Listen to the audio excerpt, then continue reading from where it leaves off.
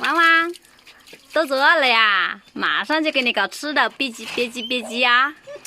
现在准备给我那只小德牧旺旺准备食物，每餐给它准备一个鸡蛋，增加一点营养。哎呀，不能够吃太多，还搞一点肉，特意给它煮了一点肉，再加一点米饭，因为不能给太多。它在那个老板那里，那老板说是吃的面糊、玉米面，在这里突然之间可能吃这个米饭啊、肉啊不习惯，所以一次性不能给太多，尽量的少吃多餐吧。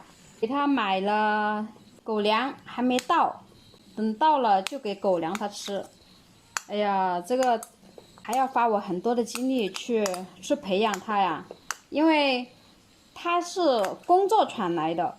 我不是做宠物养的，是想让它牧羊。再聪明的狗也必须要花精力去培养、去训练，它才能够成为一名合格的、优秀的工作犬。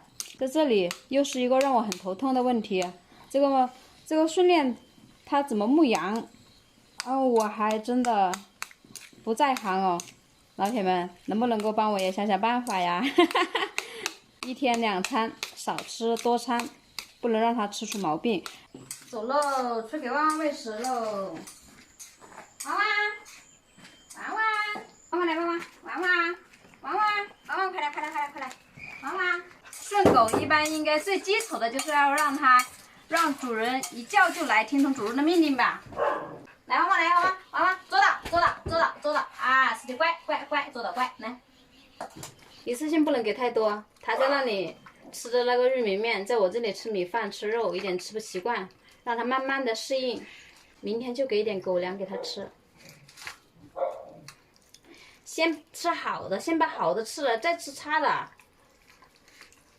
不能挑食哦，旺旺。等他稍微长大一点，适应以后，就给他买鸡架吃，让他长骨骼、长身体。